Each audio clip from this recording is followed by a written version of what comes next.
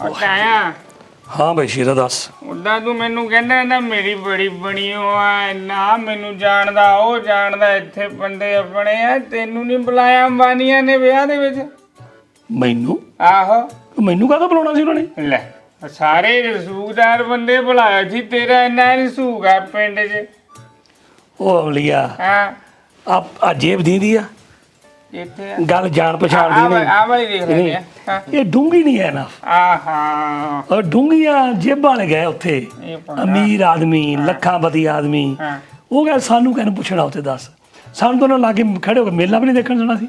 ਮੇਲਾ ਮੇਲਾ ਹੀ ਸੀ ਆ ਮੇਲਾ ਜਿੰਨਾ ਕੋਲ ਲੱਗਾ ਸੀ ਗਾਉਣ ਵਜਾਉਣ ਲੱਗਾ ਸੀ ਸਾਰੇ। ਉਹ ਤਾਇਆ ਮੇਲਾ ਦਾ ਸੀਗਾ ਆ ਹੁਣ ਮੈਨੂੰ ਇਹ ਗੱਲ ਨਹੀਂ ਸਮਝ ਆਉਂਦੀ ਆ ਦਲਜੀਤ ਦਾ ਕੀ ਹਿਸਾਬ ਕਿਤਾਬ ਆ ਉੱਥੇ ਨੱਚਣ ਨੱਪਣ ਚੱਲ ਗਿਆ ਆਪਣੇ ਨੂੰ ਆ ਦੇਖਦੇ ਨਹੀਂ ਕਿਸਾਨ ਮੋਰਚੇ ਤੇ ਕਿਆ ਚੱਲਦਾ ਪਿਆ। ਅਮਲੀਆ ਮੈਨੂੰ ਇੱਕ ਗੱਲ ਦੱਸ ਹਾਂ ਤਾਇਆ ਦਲਜੀਤ ਦਾ ਕੰਮ ਕੀ ਆ? ਗਾਣਾ ਗਾਣਾ ਵਜਾਣਾ। ਆਹੋ ਉਹਨੂੰ ਕਿਸੇ ਨੇ ਸੱਦ ਲਿਆ ਉਹ ਗਾਉਣ ਚੱਲ ਗਿਆ। ਆਹੋ ਮੈਨੂੰ ਦੱਸ ਹੁਣ ਇਹਦੇ ਵਿੱਚ ਸਰਪੰਚਾ ਤੂੰ ਵੀ ਸੁਣਦਾ ਮਾਸਟਰਾ ਤੂੰ ਵੀ ਸੁਣਦਾ ਬੈਂਕ ਮੈਨੇਜਰਾ ਜਿਹੜਾ ਬੰਦਾ ਗਾਉਂਦਾ ਆ ਹਾਂ। ਜੇ ਗਾਣੇ ਗਾਉਣ ਨਾ ਜਾਊ ਤਾਂ ਹੋਰ ਉਹਨੂੰ ਖੰਡ ਪਾਠ ਤੇ ਲੈ ਕੇ ਜਾਣਾ ਤੁਸੀਂ ਹੈ? ਦੇਖੋ ਜੀ ਗਾਉਣ ਵਾਲੇ ਦਾ ਮਸਲਾ ਪੈਸੇ ਨਾ ਹੁੰਦਾ ਕਿ ਅਗਲੇ ਨੂੰ ਪੈਸਾ ਮੋਟਾ ਮਿਲਦਾ ਤੇ ਅਗਲਾ ਗਾਉਂਦਾ ਆ ਹਨਾ। ਜੇ ਕੋਈ ਤੇਰੇ ਵਰਗਾ ਇਤਰਾਜ਼ ਦਿਖਾਲਦਾ ਤੇ ਹਾਂ। 1 ਕਰੋੜ ਤੈਨੂੰ ਫੜਾ ਦੂਗਾ ਤੂੰ ਚੁੱਪ ਕਰ ਜਾ। ਇਹ ਤਾਂ ਮੈਂ ਜ਼ਿਆਦਾ ਇਤਰਾਜ਼ ਦਿਖਾਦਾ ਮੈਨੂੰ ਜ਼ਿਆਦਾ ਚਾਹੀਦਾ ਗੱਲ ਤੋਂ ਆ ਇਤਰਾਜ਼ ਕੋਈ ਸਹੀ ਨਹੀਂ। ਤੇ ਇਤਰਾਜ਼ ਕਰਨ ਵਾਲਾ ਅਮਲੀ ਆ। ਅਮਲੀ ਦੇ ਫੋਨ 'ਚ ਚੈੱਕ ਕਰੋ ਇਹਨੇ ਜੀਓ ਦੀ ਸਿਮ ਪਾਈ ਫਿਰਦਾ ਇਹ। ਅੱਛਾ ਅੰਬਾਨੀਆਂ ਦੀ ਜੇ ਸਿਮ ਪਾਈ ਫਿਰਦਾ ਤੇ ਉਹ ਬੰਦੇ ਇਤਰਾਜ਼ ਕਰਨ। ਅੱਜ ਕੱਲ ਤਾਂ ਇਹ ਹੋਇਆ ਅੰਬਾਨੀਆਂ ਦਾ ਕਿਹੜਾ ਕੰਮ ਹੈ ਜਿਹੜਾ ਇਹ ਯੂਜ਼ ਨਹੀਂ ਕਰਦੇ। ਸਾਰੇ ਜਿੰਨੀਆਂ ਸ਼ਾਪਿੰਗ ਆਹ ਸੈਂਟਰਾਂ ਦੇ ਵਿੱਚ ਜਾ ਕੇ ਦੇਖ ਲਓ ਤੇਲ ਪਾਉਣ ਵਾਲੇ ਪੰਪ ਦੇਖ ਲਓ ਅੰਬਾਨੀਆਂ ਦੇ ਆ। ਜਾਂ ਤਾਂ ਫਿਰ ਤੁਸੀਂ ਬਾਈਕਾਟ ਬਿਲਕੁਲ ਹੀ ਕਰ ਦਿਓ। ਦੂਜੇ ਨੂੰ ਬਹੁਤ ਕਹਿਣਾ ਸੌਖਾ ਆ ਉਹਦਾ ਤਾਂ ਰੋਜੀ ਰੋਟੀ ਆ ਕਰ ਲਓ। ਪਤਾ ਕੀ ਸਾਨੇ ਲੋਕਾਂ ਨੂੰ ਇਹ ਆਦਤ ਆ ਕਿ ਜੇ ਅਸੀਂ ਇੱਕ ਬੰਦਾ ਚੜ ਗਿਆ ਦੇਖਦੇ ਨਾ ਅਸੀਂ ਸੋਚਦੇ ਉਹ ਪੰਜਾਬੀ ਆ ਤਾਂ ਸਾਡਾ ਉੱਤੇ ਹੱਕ ਆ ਅਸੀਂ ਜੋ ਕਹੀਏ ਉਹ ਕਰੂ। ਹੁਣ ਮੈਨੂੰ ਇਹ ਗੱਲ ਦੱਸ ਹੁਣ ਕਈ ਲੋਕੀ ਮੈਂ ਦੇਖਿਆ ਸੋਸ਼ਲ ਮੀਡੀਆ ਤੇ ਕਹਿੰਦੇ ਵੀ ਉਹਨੂੰ ਇੰਨੇ ਪੈਸੇ ਮਿਲੇ ਆ ਉਹਨੂੰ ਦੇ ਦੇਣੇ ਚਾਹੀਦੇ ਆ। ਹੁਣ ਪੰਜਾਬ ਦੀ ਆਪਣੀ ਆਬਾਦੀ ਹੈਗੀ 3 ਕਰੋੜ ਹਾਂਜੀ ਤਕਰੀਬਨ ਹਾਂਜੀ ਥੋੜੀ ਬਹੁਤੀ ਘੱਟ ਵੱਧ ਹੋਊਗੀ। ਹੁਣ ਇਹਨੂੰ ਮਿਲੇ 8 ਕਰੋੜ ਜੇ ਦੇ ਦੇਵੇ ਪੈਸੇ ਹਰ ਬੰਦੇ ਨੂੰ 200 ਰੁਪਈਏ ਨਹੀਂ ਆਉਣੇ। ਹਾਂ ਇਹਦਾ ਉਹਨਾਂ ਦਾ ਬਣਨਾ ਕੁਛ ਨਹੀਂ ਇਹਦਾ ਰਹਿਣਾ ਕੁਛ ਨਹੀਂ। ਹਰ ਬੰਦਾ ਆਪਣੀ ਮਿਹਨਤ ਕਰਕੇ ਅੱਗੇ ਚੱਲਦਾ। ਸਾਨੂੰ ਇਹ ਨਹੀਂ ਦੇਖਣਾ ਚਾਹੀਦਾ ਉਹ ਕੀ ਕਰਦਾ ਸਾਨੂੰ ਇਹ ਦੇਖਣਾ ਚਾਹੀਦਾ ਕਿ ਅਸੀਂ ਕੀ ਕਰਕੇ ਅੱਗੇ ਆ ਸਕਦੇ ਹਾਂ। ਮਿਹਨਤ ਕਰੋ ਦੂਜੇ ਬੰਦੇ ਨੂੰ ਨਹੋਰੇ ਨਾ ਸਿੱਟੋ ਉਹਤੇ ਇਲਜ਼ਾਮ ਨਾ ਲਾਓ। ਤੁਸੀਂ ਇਹ ਕਹੋ ਕਿ ਮੈਂ ਵੀ ਉਹਦੇ ਅੰਗ ਬਣਨਾ ਤਾਂ ਕਿ ਮੈਂ ਵੀ ਤਰੱਕੀ ਕਰ ਸਕਾਂ। ਤਾਇਆ ਹੁਣ ਸਾਰੀ ਜ਼ਿੰਦਗੀ ਆਪਣੀ ਮਿਹਨਤ ਕਰਕੇ ਆਪਣੇ ਆਪ ਨੂੰ ਇੱਥੇ ਤੱਕ ਪਹੁੰਚਾਇਆ ਬੜੀ ਮੁਸ਼ਕਲ ਦੇ ਨਾਲ। ਇੰਨੀ ਕਮਾਈ ਉਹਨੂੰ ਕੀਤੀ ਇਹ ਤਾਂ ਕਿ ਉਹ ਦੇਰ ਵਿੱਚ ਜਾ ਕੇ ਹੁਣ ਤੂੰ ਲੋਕਾਂ ਨੂੰ ਜਾ ਕੇ ਵੰਡ ਦੇ। ਕਿਸਾਨ ਆਪਣੀ ਜਗ੍ਹਾ ਉਹ ਉਹਨਾਂ ਦੀ ਜਾ ਕੇ ਮਦਦ ਕਰ ਸਕਦਾ ਜਦੋਂ ਮਰਜ਼ੀ। ਹੁਣ ਵੀ ਅੱਗੇ ਵੀ ਕੀਤੀ ਜਾ ਵੀ ਕਰ ਸਕਦਾ ਜੋ ਮਰਜ਼ੀ ਹੱਥ ਛੱਡ ਕੇ ਮਾਰੀ ਦੇ ਦੇਵੇ। ਬਾਕੀ ਮੈਂ ਇਹ ਵੀ ਬੜਾ ਸੁਣਿਆ ਕਹਿੰਦੇ ਬਈ ਅੰਬਾਨੀਆਂ ਨੇ ਤਾਂ ਉਹਨੂੰ ਸੱਦਿਆ ਕਿ ਕਈ ਰਿਹਾਨਾ ਤੇ ਦਲਜੀਤ ਇਹਨਾਂ ਦੋਨਾਂ ਨੇ ਇਤਰਾਜ਼ ਜਤਾਇਆ ਸੀ ਨਾ ਉੱਤੇ ਨਾ ਖੜੇ ਹੋ ਕੇ ਆ ਸੀਗਾ ਇਹਨਾਂ ਦੋਨਾਂ ਨੂੰ ਸੱਦਿਆ ਪੈਸਾ ਦਿਖਾਉਣ ਲਈ। ਉਹ ਯਾਰ ਇਹ ਕਿੱਦਾਂ ਦੀਆਂ ਗੱਲਾਂ ਕਰਨ ਰਹੇ ਲੋਕੀ ਸਾਰੇ। ਕਿਹਨੂੰ ਨਹੀਂ ਪਤਾ ਕਿ ਅੰਬਾਨੀ ਕੋਲ ਕਿੰਨਾ ਪੈਸਾ ਉਹ ਜਿਹਨੂੰ ਮਰਜ਼ੀ ਖਰੀਦ ਸਕਦਾ। ਬਿਲਕੁਲ ਜੀ ਬਿਲਕੁਲ। ਹਨਾ ਇਹ ਮੈਂ ਤਾਂ ਕਹੂੰਗਾ ਵੱਡਾ ਬਣਿਆ ਹੁਣ ਫਿਰ ਵੀ ਕਿਹਾ ਚੱਲ ਰਿਹਾ ਮੇਰੇ ਖਿਲਾਫ ਬੋਲੇ ਤਾਂ ਵੀ ਮੈਨੂੰ ਸੱਦ ਲਿਆ।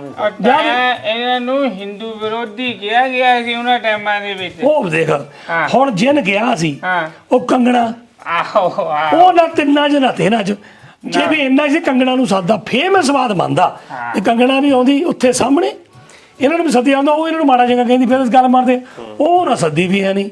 ਉਹ ਐਵੇਂ ਨਿੱਕੀਆਂ ਨਿੱਕੀਆਂ ਗੱਲਾਂ ਲੈ ਕੇ ਨਾ ਸਾਡੇ ਲੋਕੀ ਵੱਡੀਆਂ ਅਰੇ ਫੇਸਬੁੱਕ ਹੀ ਹੈ ਨਾ ਕੁਛ ਤਾਂ ਬੰਦੇ ਇੱਦਾਂ ਆ ਮਾਸਟਰ ਕਿ ਜਿਹੜੇ ਆਪਣੇ ਕੰਮ ਕਰਦੇ ਆ ਤਤਕਾਲਾਂ ਨੂੰ 10-15 ਮਿੰਟ ਫੇਸਬੁੱਕ ਤੇ ਜਾਂ ਸੋਸ਼ਲ ਮੀਡੀਆ ਜਾ ਕੇ ਦੇਖਦੇ ਆ ਤੇ ਆਰਾਮ ਨਾਲ ਪੈ ਜਾਂਦੇ ਆ। ਕੁਝ ਬੰਦੇ ਆ ਉਹਨਾਂ ਕੰਮ ਸੋਸ਼ਲ ਮੀਡੀਆ ਦਾ ਓਕੇ ਉਹ ਉੱਤੇ ਕੰਮ ਕਰਦੇ ਆ। ਕੁਝ ਲੋਕੀ ਹੈਗੇ ਆ ਸੋਸ਼ਲ ਸੁਦੇ ਫੇਸਬੁੱਕ ਹੀ ਸਾਰੀ ਦਿਹਾੜੀ ਉਹਨਾਂ ਕੋਲ ਹੋਰ ਕੁਝ ਨਹੀਂ ਉਹ ਫੇਸਬੁੱਕ ਤੇ ਬੈਠੇ ਰਹਿੰਦੇ ਆ। ਇਹਨੂੰ ਮੈਸੇਜ ਪਾਤਾ ਉਹਨੂੰ ਮੈਸੇਜ ਪਾਤਾ ਹਰ ਕੋਈ ਉਹਨਾਂ ਲਈ ਮਾੜਾ। ਜੇ ਅੱਜ ਕੋਈ ਚੰਗਾ ਕੱਲ ਨੂੰ ਮਾੜਾ ਜਿਹੜਾ ਕੱਲ ਮਾੜਾ ਸੀ ਉਹ ਅੱਜ ਚੰਗਾ। ਸਾਰੇ ਉਹਨਾਂ ਨੂੰ ਕੰਮ ਹੀ ਨਹੀਂ ਕੋਈ ਵੀ। ਆ ਇੱਕ ਪਰਸੋਂ ਜਿਹੇ ਫੇਸਬੁੱਕ 3-4 ਘੰਟੇ ਲਈ ਬੰਦ ਹੋ ਗਿਆ। ਅੱਛਾ। ਉਸ ਤੋਂ ਬਾਅਦ ਦੂਜੇ ਦਿਨ 10-11 ਵਜੇ ਤੱਕ ਇਹੀ ਪੋਸਟਾਂ ਪੈਂਦੀਆਂ ਰਹੀਆਂ ਵੀ ਕੀ ਗੱਲ ਹੋ ਗਈ ਸੀ। ਇਹਦਾ ਮਤਲਬ ਇਹ ਆ ਵੀ ਇੰਨਾ ਅਸੀਂ ਅਹਿਮ ਜਾਣਕਾਰੀ ਇਹਦੇ ਵਿੱਚ ਪਾ ਲਈ ਵੀ ਇਹ ਤੋਂ ਬਿਨਾ ਸਾਡਾ ਹੁਣ ਸਰਦਾ ਹੀ ਨਹੀਂ, ਇਦਾਂ ਦਾ ਬਣਾ ਲਿਆ। ਪਰ ਦੂਜੇ ਪਾਸੇ ਇਹ ਦੇਖੋ ਕਿ ਜੇ ਹੁਣ ਉੱਥੇ ਦਲਜੀਤ ਗਿਆ, ਪਹਿਲਾਂ ਤਾਂ ਇਹੀ ਆ ਵੀ ਉਹ ਪੱਗ ਬੰਨ੍ਹ ਕੇ ਗਿਆ, ਕੁੜਤਾ ਪਜਾਮਾ ਪਾ ਕੇ ਗਿਆ, ਕੁੜਤਾ ਪਜਾਮਾ ਪਾ ਕੇ ਕਹਿ ਲਓ, ਜਾਂ ਪਿੱਛੇ ਜਿਹੜੇ ਉਹਦੇ ਪਾਉਂਦੇ ਸੀ ਭੰਗੜਾ ਪਾਉਂਦੇ ਸੀ, ਉਹ ਉਹਨਾਂ ਦੀ ਪੋਸ਼ਾਕ ਸੀ। ਇੱਕ ਤਰ੍ਹਾਂ ਦੇ ਨਾਲ ਉਹਨੇ ਪੰਜਾਬ ਦਾ, ਜਿਹਨੂੰ ਅਸੀਂ ਕਹਿੰਦੇ ਆ ਵੀ ਫੈਲੋ ਪੰਜਾਬਾ, ਵੀ ਪੰਜਾਬ ਦੇ ਫੈਲਦੇ ਆ, ਤਾਂ ਇੱਕ ਤਰ੍ਹਾਂ ਫੈਲਾਈ ਦਿੱਤਾ ਜਿੱਥੇ ਦੁਨੀਆ ਦੇ ਸਾਰੇ ਲੋਕ ਇਕੱਠੇ ਹੋਏ ਸੀ, ਜਿਹਨੂੰ ਦੁਨੀਆ ਦੇ ਸਾਰੇ ਜਿੰਨੇ ਕਿਹੜੀ ਵੱਡੀ ਕੰਪਨੀ ਸੀ, ਕਿਹੜਾ CEO ਸੀ ਜਿਹੜਾ ਉੱਥੇ ਪਹੁੰਚਿਆ ਨਹੀਂ ਸੀ ਉੱਥੇ ਤੱਕ। ਜਦ ਕਿ ਜੇ ਉਹ ਬੰਦੇ ਹੁੰਦੇ ਅੰਬਾਨੀ ਵੀ ਅਸੀਂ ਤਾਂ ਗੁਜਰਾਤੀਆਂ ਨੂੰ ਕਰੀਏ ਪ੍ਰਮੋਟ ਕਰ ਸਕਦਾ। ਇਹ ਦਲਜੀਤ ਦੀ ਤਾਕਤ ਸੀ ਵੀ ਜਿਹੜਾ ਉੱਥੇ ਜਾ ਕੇ ਪ੍ਰਮੋਟ ਕਰਕੇ ਆਇਆ। ਫਿਰ ਪੰਜਾਬੀ ਗਾਣੇ ਗਾਏ, ਜਿਹੜੀ ਇਹੀ ਗੱਲ ਕਰਦੇ ਆ ਵੀ ਸਾਡੀ ਭਾਸ਼ਾ ਨੂੰ ਖਤਰਾ ਪਿਆ ਆ, ਜਾ ਕੇ ਬੰਬਈ ਦੇ ਵਿੱਚ ਜਾ ਕੇ ਢੋਲ ਵਜਾਤੇ ਅਗਲੇ ਨੇ, ਗੁਜਰਾਤ ਦੇ ਵਿੱਚ ਜਾਮਨਗਰ ਤੱਕ ਪੰਜਾਬੀ ਪਹੁੰਚਾਤੀ ਆ। ਮੈਨੂੰ ਸਮਝ ਨਹੀਂ ਲੱਗਦੀ ਵੀ ਅਸੀਂ ਪੋਜ਼ਿਟਿਵ ਚੀਜ਼ਾਂ ਵੱਲ ਨੂੰ ਕਿਉਂ ਨਹੀਂ ਦੇਖਦੇ। ਦੇਖਣ ਦਾ ਨਜ਼ਰੀਆ ਹੈ ਨਾ, ਤੁਸੀਂ ਕਿਹੜੀ ਚੀਜ਼ ਦੇਖਦੇ ਆ? ਜੇ ਗਲਾਸ ਭਰਿਆ ਦੀ ਗੱਲ ਕਰਦੇ ਹੋ, ਅੱਧਾ ਗਲਾਸ ਹੈ ਨਾ, ਵੀ ਇੱਕ ਅੱਧਾ ਭਰਿਆ ਆ, ਇੱਕ ਅੱਧਾ ਖਾਲੀ ਆ, ਤੁਹਾਡੇ ਨਜ਼ਰੀਏ ਤੇ ਡਿਪੈਂਡ ਕਰਦਾ। ਹੁਣ ਮੈਨੂੰ ਦੇਖ, ਆਪਾਂ ਨੂੰ ਪਤਾ ਕਿ ਦਲਜੀਤ ਕੌਣ ਆ, ਹਾਂਜੀ, ਅੰਬਾਨੀਆਂ ਨੂੰ ਵੀ ਪਤਾ ਦਲਜੀਤ ਕੌਣ ਆ, ਜਿਹੜੇ ਬਿਲ ਗੇਟਸ ਵਰਗੇ ਆਏ ਹੋਏ ਸੀ ਜਾਂ ਹੋਰ ਵੱਡੇ ਆਏ ਸੀ, ਉਹਨਾਂ ਨੂੰ ਪਤਾ ਸੀ ਵੀ ਦਲਜੀਤ ਕੌਣ ਆ। ਅੱਜ ਦਲਜੀਤ ਦੀ ਪਹਿਚਾਣ ਜਿਹੜੇ ਅਰਬਾਂਪਤੀ ਆ ਉਹਨਾਂ ਤੱਕ ਵੀ ਹੋ ਗਈ ਆ। ਬਿਲਕੁਲ। ਤੇ ਨਾਲ ਜਿਹੜਾ ਪੱਗ ਦਾ ਹੁਣ ਅਸੀਂ ਕਹਿ ਦਿੰਦੇ ਆ, ਪੱਗ ਵੀ ਅਗਲਿਆਂ ਨੇ ਦੇਖੀ। ਸਾਡੇ NRI ਜਿੰਨੇ ਬੰਦੇ ਆ, ਇਹਨਾਂ ਨੂੰ ਕਹਿ ਦਿੰਦੇ ਆ ਵੀ ਇਹ ਸਿੱਖਾਂ, ਬਹੁਤ ਸਾਰੇ ਲੋਕਾਂ ਨੂੰ ਅਜੇ ਪਤਾ ਹੀ ਨਹੀਂ, ਉਹਨਾਂ ਨੇ ਜ਼ਰੂਰ ਨੋਟ ਕੀਤਾ ਹੋਣਾ ਵੀ ਆ ਜਿਹੜਾ ਆ ਦੇਖੋ ਵੀ ਬੰਦਾ, ਇਹ ਵੀ ਪੰਜਾਬ ਦੇ ਬੰਦੇ ਹੈਗੇ ਆ, ਇਹ ਇਦਾਂ ਦੀ ਪੱਗ ਬੰਨਦੇ ਆ, ਹਨਾ। ਪਿੱਛੇ ਜਿਹੜੇ ਤੌਲੇ ਵਾਲੇ ਜਿਹੜੀ ਪੱਗ ਜਿੱਦਾਂ ਛੱਡੀ ਉਹ ਆ, ਪ੍ਰਚਾਰ ਦਾ ਵੀ ਇੱਕ ਸਾਧਨ ਹੈਗਾ। ਹਾਂ ਬਿਲਕੁਲ। ਹਾਂ, ਉਹ ਚਲੋ ਹੁਣ ਠੀਕ ਆ ਭਾਈ, ਨਹੀਂ ਕਹਿੰਦਾ ਮੈਂ ਕੁਝ, ਸਮਝ ਆ ਗਈ। ਵਧੀਆ ਕੀਤਾ। ਜਿਹਨੇ ਕੰਮ ਕਰਨਾ ਆਪਣਾ ਕਰਨਾ, ਠੀਕ ਆਪਣਾ ਕਮਾਵੇ ਆਪਣਾ ਖਾਵੇ। ਪਰ ਹੁਣ ਚਲੋ ਮੇਰੀ ਜਿਹੜੀ ਪਹਿਲੀ ਗੱਲ ਸੀ, ਹੁਣ ਉੱਤੇ ਦੁਬਾਰਾ ਆ ਜਾਓ ਕਿ ਆਪਣੇ ਖੇਤੀ ਆਹ ਹਿਸਾਬ ਦਾ ਚੱਲੀ ਕੀ ਜਾ ਰਿਹਾ ਹੁਣ ਇਹਦਾ, ਇਹ ਤਾਂ ਸਮਝਾ ਦਿਓ ਮੈਨੂੰ। ਹੁਣ ਤੇਰੀ ਗੱਲ ਹੈਗੀ ਆ ਕਿਸਾਨਾਂ ਬਾਰੇ, ਕਿਸਾਨੀ ਮੋਰਚੇ ਬਾਰੇ। ਦੇਖ ਵੀ ਮੋਰਚਾ ਲੱਗਾ ਹੋਇਆ, ਉਹਨਾਂ ਆਪਣੀਆਂ ਡਿਮਾਂਡਾਂ ਰੱਖੀਆਂ ਹੋਈਆਂ, ਮੇਰੇ ਹਿਸਾਬ ਨਾਲ ਜ਼ਿਆਦਾਤਰ ਸਹੀ ਆ, ਪਰ ਕੁਝ ਵੀ ਇਦਾਂ ਦੀਆਂ ਵੀ ਮਾਸਟਰ ਜਿਹੜੀਆਂ ਕਿ ਮੇਰਾ ਖਿਆਲ ਹੈ ਵੀ ਉਹ ਸਰਕਾਰ ਲਈ ਵੀ ਮੰਨਣੀਆਂ ਔਖੀਆਂ। ਜਿੱਦਾਂ ਕਹਿੰਦੇ ਨਾ ਵੀ WTO ਚੋਂ, ਵਰਲਡ ਟ੍ਰੇਡ ਆਰਗੇਨਾਈਜੇਸ਼ਨ ਜਿਹੜੀ ਆ, ਉਹ ਚੋਂ ਬਾਹਰ ਨਿਕਲਣਾ ਚਾਹੀਦਾ, ਉਹ ਬਾਹਰ ਨਿਕਲਣਾ ਮੁਸ਼ਕਿਲ ਆ। ਦੂਸਰੀ ਗੱਲ ਇਦਾਂ ਆ, ਜਿਹੜੀ MSP ਦੀ ਗੱਲ ਕਰਦੇ ਆ ਵੀ ਜੇ ਸਰਕਾਰ 2200, 2500, 2300 ਰੁਪਈਆ ਟਨ ਕਣਕ ਦਾ ਬੰਨ ਵੀ ਦਿੰਦੀ ਹੈ ਮਾਸਟਰ, ਮੰਨ ਲਿਆ ਬੰਨ ਦਿੱਤਾ, ਹੁਣ ਇਹ ਗੱਲਾਂ ਕਰਦੇ ਕਿੰਨੇ ਅਰਬਾਂ ਕਰੋੜ ਰੁਪਈਆ ਗਵਰਨਮੈਂਟ ਨੂੰ ਘਾਟਾ ਪੈਣਾ ਜੋ MSP ਦਿੰਦੀ ਆ ਫਸਲਾਂ ਉੱਤੇ, ਮੰਨ ਲਿਆ। ਪਰ ਜੇ ਦੂਜੇ ਪਾਸੇ ਕਿਸਾਨਾਂ ਨੇ ਉਹ ਕਣਕ ਵੇਚ ਦਿੱਤੀ, ਸਰਕਾਰ ਨੇ ਉਹ ਕਣਕ ਲਾ ਜਾਂ ਬਾਕੀ ਦਾ ਸਮਾਨ ਲਾ ਉਹ ਖਰੀਦ ਲਿਆ, ਜੇ ਤੂੰ ਨਾ ਖਰੀਦ ਕੇ ਦਰਿਆ 'ਚ ਸਿੱਟ ਦਿੱਤੀ, ਫਿਰ ਤਾਂ ਸਰਕਾਰ ਨੂੰ ਸਾਰਾ ਘਾਟਾ ਪੈ ਗਿਆ। ਅਮਲੀਆ ਘਾਟਾ ਹੀ ਆ। ਜੇ ਸਰਕਾਰ ਨੇ ਅੱਧੀ ਵੇਚ ਦਿੱਤੀ, ਫਿਰ ਉਹ ਅੱਧਾ ਘਾਟਾ ਆ ਅੱਧਾ। ਪਰ ਦੂਜੇ ਪਾਸੇ ਜਦੋਂ ਸਰਕਾਰ ਨੇ MSP ਦੇਣੀ ਆ, ਜਿਹੜੇ ਪ੍ਰਾਈਵੇਟ ਵਰਗ ਆ, ਪ੍ਰਾਈਵੇਟ ਕੰਪਨੀਆਂ ਜਿਹੜੀਆਂ, ਉਹਨਾਂ ਨੇ ਵੀ ਕਣਕ ਉਸੇ ਭਾਅ ਦੇ ਖਰੀਦਣੀ ਆ। ਬਿਲਕੁਲ ਸਹੀ ਗੱਲ। ਸੋ ਅੱਧੀ ਪਚੱਧੀ ਤਾਂ ਉਹਨਾਂ ਖਰੀਦ ਲੈਣੀ ਆ, ਜਿਹੜੀ ਬਾਕੀ ਅੱਧੀ ਬਚੀ ਆ ਜਦੋਂ ਉਹ ਵੇਚਣਗੇ ਉਸ ਹਿਸਾਬ ਨਾਲ, ਤੇ ਸਰਕਾਰ ਨੂੰ ਕੀ ਲੋੜ ਪਈ ਆ ਸਸਤੀ ਵੇਚਣ ਦੀ? ਚਲੋ ਜੇ ਸਸਤੀ ਵੇਚ ਵੀ ਦਓ, 10-15% ਘਾਟਾ ਪੈ ਜਾਊਗਾ। ਜਿਹੜੇ ਕਰੋੜਾਂ ਰੁਪਏ ਦੀ ਗੱਲ ਕਰਦੇ ਆ, ਮੇਰਾ ਖਿਆਲ ਇਹ ਤਾਂ ਸਹੀ ਨਹੀਂ ਹੈ ਨਾ। ਇਹ ਤਾਂ ਹੈ ਕਹਿੰਦੇ 17 ਕਰੋੜ ਦਾ ਫਰਕ ਪੈਂਦਾ, ਬੋਝ ਪੈਂਦਾ ਸਰਕਾਰ ਦੇ ਉੱਤੇ, ਤੇ ਉਹ ਜਿਹੜੀ ਕਣਕ ਲੈਣੀ ਆ ਉਹ ਕਿਸੇ ਭਾਅ ਨਹੀਂ ਵਿਕਣੀ। ਉਹੀ ਗੱਲ ਕਰਦੇ ਆ, ਠੀਕ ਹੈ ਨਾ। ਜੇ 17 ਕਰੋੜ ਤੁਹਾਡਾ ਜਾਣਾ, ਤੁਸੀਂ ਅੱਧੀ ਦਾ ਲਓ ਉਹਦਾ, ਨਹੀਂ 9 ਕਰੋੜ ਦੀ ਵਿਕੇ ਉਹ ਅੱਧੀ ਉਹ ਤੁਹਾਡਾ ਕੀ ਰਹਿ ਗਿਆ? ਜਿਹੜੇ ਪ੍ਰਾਈਵੇਟ ਆ ਸ਼ੋਪਾਂ ਵਾਲੇ ਆ, ਪ੍ਰਾਈਵੇਟ ਵੀ ਹੈਗੇ ਆਪਣੇ ਅੰਬਾਨੀ ਵਰਗੇ ਆ, ਹੋਰ ਕੋਈ ਖਰੀਦਦਾਰ, ਉਹਨਾਂ ਵੀ ਤਾਂ ਕੁਝ ਖਰੀਦਣਾ ਹੀ ਆ, ਉਹਨਾਂ ਤਾਂ ਕੁਝ ਖਰੀਦਣਾ ਹੀ ਆ ਨਾ। ਉਹਨਾਂ ਨੇ ਕਿਹੜੀ ਮੁਫਤ ਲੈਣੀ ਆ? ਉਹਨਾਂ ਨੇ ਗਵਰਨਮੈਂਟ ਤੋਂ ਸਸਤੀ ਖਰੀਦ ਲੈਣੀ ਆ, ਉਹਨਾਂ ਦੀ ਆਪਣੀ ਤਾਂ ਗਵਰਨਮੈਂਟ ਆ, ਉਹ ਵੀ ਫਰਕ ਪੈਣਾ ਉਹਨਾਂ ਨੂੰ। ਪਰ ਤਾਂ ਇੱਥੇ ਇਹ ਆ ਕਿ ਜਦੋਂ ਤੁਸੀਂ ਜਿਹੜਾ ਇੱਕ ਗੱਲ ਕਰਦੇ ਆ ਇਹਨਾਂ ਦੀ, ਜਿਵੇਂ ਡਿਮਾਂਡ, ਜਿੱਦਾਂ ਤੁਸੀਂ MSP ਦੀ ਵੀ ਗੱਲ ਕੀਤੀ ਆ, ਵਧੀਆ ਆ, ਚਲੋ MSP ਦੇ ਉੱਤੇ ਹੋਣਾ ਚਾਹੀਦਾ ਆ, ਗੱਲਬਾਤ ਹੋਣੀ ਚਾਹੀਦੀ ਆ, ਪਰ ਕਿਸਾਨਾਂ ਦੀ ਇਹ ਹੈ ਕਿ ਪ੍ਰੋਫਿਟ ਜਿਹੜਾ ਬਣਾਉਣਾ ਬਹੁਤ ਜ਼ਰੂਰੀ ਆ, ਕਿ ਆਪਣੀ ਪ੍ਰੋਡਕਸ਼ਨ ਕਿੱਦਾਂ ਵਧਾਉਣੀ ਆ। ਉਹਦੇ ਉੱਤੇ ਕਿਸਾਨ ਯੂਨੀਅਨ ਅੱਜ ਵੀ ਗੱਲ ਨਹੀਂ ਕਰਦੀਆਂ ਵੀ ਸਾਨੂੰ ਉੱਚ ਕੁਆਲਿਟੀ ਦੇ ਬੀਜ ਦਿੱਤੇ ਜਾਣ, ਉਹਦੇ ਉੱਤੇ ਰਿਸਰਚ ਕੀਤੀ ਜਾਵੇ, ਸਾਨੂੰ ਜਿਹੜੀਆਂ ਬਿਮਾਰੀਆਂ ਤੋਂ ਕਿੱਦਾਂ ਸਾਡੀਆਂ ਫਸਲਾਂ ਬਚਣ, ਕਿ ਸਾਡੀ ਜਿਹੜੀ ਫਸਲ ਆ ਉਹਦੇ ਉੱਤੇ ਖਰਚਾ ਘੱਟ ਆਵੇ। ਇਹਦੇ ਉੱਤੇ ਗੱਲ ਨਹੀਂ ਕੋਈ ਹੋ ਰਹੀ। ਹੁਣ ਜਿੱਦਾਂ ਬਹੁਤ ਵੱਡੀਆਂ ਤਕਨੀਕਾਂ ਆ ਗਈਆਂ ਇੱਥੇ ਯੂਨੀਵਰਸਿਟੀ ਦੇ ਵਿੱਚ ਆ ਗਈਆਂ, ਖੇਤੀ ਸਹਾਇਕ ਕਿੱਤੇ ਆ ਗਏ ਆ, ਉਹਨਾਂ ਨੂੰ ਲੋਕਾਂ ਤੱਕ ਜਾਂ ਕਿਸਾਨਾਂ ਤੱਕ ਪਹੁੰਚਾਉਣ ਲਈ ਕਿੰਨਾ ਕੁ ਕਿਤੇ ਸਰਕਾਰਾਂ ਕਰ ਰਹੀਆਂ ਹਨਾ। ਅਸਲੀ ਤਾਂ ਜਿਹੜੀਆਂ ਮੰਗਾਂ ਆ ਇੱਧਰਲੇ ਪਾਸੇ ਵੀ ਹੋਣੀਆਂ ਚਾਹੀਦੀਆਂ, ਨੋ ਡਾਊਟ ਇੱਥੇ ਵੀ ਹੋਣੀ ਚਾਹੀਦੀ ਆ। ਫਿਰ FCI ਜਿਹੜੀ ਖਰੀਦ ਕਰਦੀ ਹੈ, ਜਦ ਕਹਿ ਲਓ ਕਿ ਭਾਰਤ ਦੀ ਫੌਜ ਆ ਲੱਖਾਂ ਦੇ ਵਿੱਚ ਆ, ਉਹਨਾਂ ਨੂੰ ਵੀ ਕੁਝ ਖਿਲਾਉਂਦਾ, ਉਹ ਘਰੋਂ ਤਾਂ ਰੋਟੀ ਖਾਂਦੇ ਹੀ ਨਹੀਂ 14 ਲੱਖ ਹਨਾ। ਤੁਸੀਂ ਲਾ ਲਓ ਲੱਖਾਂ ਦੇ ਵਿੱਚ ਗਿਣਤੀ ਆ ਉਹ, ਉਹਨਾਂ ਦੀ ਰੋਟੀ ਕਿਹਨੇ ਪ੍ਰਬੰਧ ਕਰਨਾ? ਸਰਕਾਰ ਨੇ, ਠੀਕ ਆ। ਉਹਨਾਂ ਦੀ ਰੋਟੀ ਇੱਥੋਂ ਆ ਕਣਕ ਝੋਨਾ ਲੈ ਕੇ ਇਹਨਾਂ ਦੇ ਗੋਦਾਮਾਂ ਵਿੱਚ ਪਈ ਆ। ਪਹਿਲੀ ਖਰੀਦ ਤਾਂ ਉਹ ਆਪਣੇ ਲਈ ਸਰਕਾਰ, ਇਹ ਨਹੀਂ ਪਹਿਲਾਂ ਤਾਂ ਇਹ ਭੁੱਲਣਾ ਪੈਣਾ ਵੀ ਸਰਕਾਰ ਖਰਿਆ ਵੀ ਆਸਾਨ ਕਰਦੀ ਆ। ਸਰਕਾਰ ਨੂੰ ਜ਼ਰੂਰਤ ਆ ਕਿ ਆਪਣੇ ਜਿੰਨੇ EMPLOYE ਆ ਜਿਹੜੇ ਆ ਬਾਰਡਰਾਂ ਉੱਤੇ ਬੈਠੇ ਆ, ਜਿੰਨੇ ਆ ਵੋਟਾਂ ਪਾਉਣ ਆਉਂਦੇ ਆ, ਜਿੰਨੀਆਂ CRPF ਆ, ਇਹਨਾਂ ਦਾ ਸਾਰਾ ਖੁਰਾਕ ਦਾ ਜਿਹੜਾ ਆ ਉਹ ਹੁੰਦਾ। ਤੇ ਨਾਲ ਦੀ ਨਾਲ ਜਿਹੜਾ ਲੋਕਾਂ ਨੂੰ ਫ੍ਰੀ ਰਾਸ਼ਨ ਦਿੰਦੇ ਆ, ਫ੍ਰੀ ਰਾਸ਼ਨ, ਹਾਂ ਰਾਸ਼ਨ ਦਿੰਦੇ ਆ। ਪਰ ਇਕਨੋਮੀ ਦੇ ਵਿੱਚ ਇਹ ਜ਼ਰੂਰ ਹੈਗਾ ਵੀ ਜਿਹੜਾ ਕਈ ਵਾਰੀ ਸਮਝੌਤੇ ਕਈ ਵਾਰੀ ਕਰਨੇ ਪੈਂਦੇ ਆ, ਕਿਉਂਕਿ ਸਾਡੇ ਵਰਲਡ ਟ੍ਰੇਡ ਸੈਂਟਰ ਦੇ ਜਿਹੜੀ ਆਰਗੇਨਾਈਜੇਸ਼ਨ ਆ ਉਹਨਾਂ ਦੇ ਨਾਲ ਸਾਡੇ ਸਮਝੌਤੇ ਆ। ਅਸੀਂ ਉਦੋਂ ਪ੍ਰਾਈਸ ਘੱਟ ਕਰ ਨਹੀਂ ਸਕਦੇ ਜਾਂ ਉਦੋਂ ਵਧਾ ਨਹੀਂ ਸਕਦੇ, ਕਿਉਂਕਿ ਹੁਣ ਜਿਹੜਾ ਯਾਰ ਦੁਨੀਆ ਜਿਹੜੀ ਇਹ ਗਲੋਬ ਬਣ ਗਈ ਆ। ਇਹਦੀ ਜੇ ਬੈਸਟ ਐਗਜ਼ਾਮਪਲ ਸਮਝਣੀ ਹੋਵੇ ਪਾਕਿਸਤਾਨ ਦੀ ਲੈ ਲਓ ਤੁਸੀਂ।